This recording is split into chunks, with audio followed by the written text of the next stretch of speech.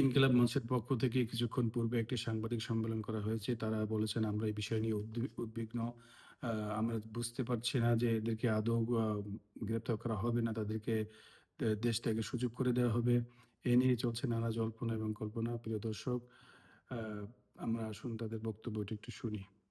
এইগুলোকে উপেক্ষা করে বাংলাদেশের স্বাধীনতার সার্বভৌমত্বের পক্ষে তাদের অবস্থান জানান দেওয়ার জন্য আমরা ইনকিলাব মঞ্চের পক্ষ থেকে তাদেরকে আন্তরিক কৃতজ্ঞতা জ্ঞাপন করছি। আপনারা জানেন যে গুম এই ব্যাপারটা কোনো হাস্যকর বিষয় না, কারণ যেই পরিবারের যেই সদস্য গুম হয়েছে একমাত্র সেই পরিবারগুলোই বলতে পারে যে গুমের যন্ত্রণা আসলে কতটা কঠিন। ধরেন একজন মানুষ মারা যায়, তার পরিবার জানে যে এই মানুষটা মারা গেছে বা এই মানুষটার ফিরে আসবে না, তো সে নতুনভাবে তার জীবনকে সাজাতে পারে। কিন্তু যেই মানুষটা গুম হয়েছে তার পরিবার জানে না এই মানুষটা আদৌ বেঁচে আছে নাকি মরে গেছে। এই যে বেঁচে আছে নাকি মরে গেছে এর মাঝখানে একটা পরিবারের বেঁচে থাকা যে আসলে কতটা দুঃসহনীয় সেটা একমাত্র আপনারা যারা সাংবাদিক ভাই এবং বন্ধুরা রয়েছেন, আপনারা বিভিন্ন গুমের শিকার যারা হয়েছেন তাদের পরিবারের সাথে আপনারা যোগাযোগ করেছেন, কথা বলেছেন, তাদের কথা শুনেছেন আপনারা। তো আপনারা জানতে পেরেছেন যে তারা আসলে কিসের মধ্য দিয়ে তারা দিনানিপাত করছে।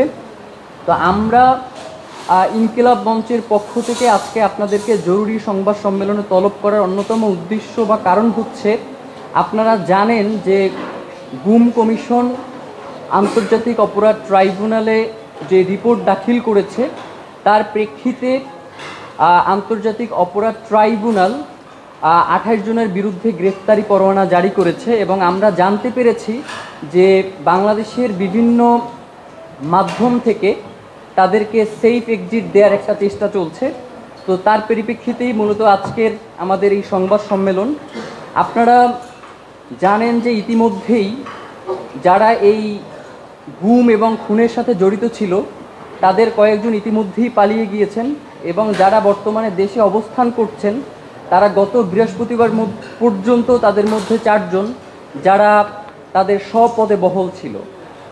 তো বাংলাদেশের প্রেক্ষাপটে আওয়ামী লীগ সরকারের বয়ান অনুযায়ী বাংলাদেশে গুম খুন এই ধরনের কোনো ঘটনাই ছিল না। তাদের দাবি মতে তারা যেটা সবসময় এস্টাবলিশ করার চেষ্টা করেছে সেটা হচ্ছে পারিবারিক বিরোধ কিংবা স্বামী স্ত্রীর মনোমালিন্য, এই ব্যাপারগুলোকে তারা গুমের মতো একটা জঘন্য কাজকে তারা এই বর্ণনাগুলোর মধ্য দিয়ে মিথ্যাচার করেছে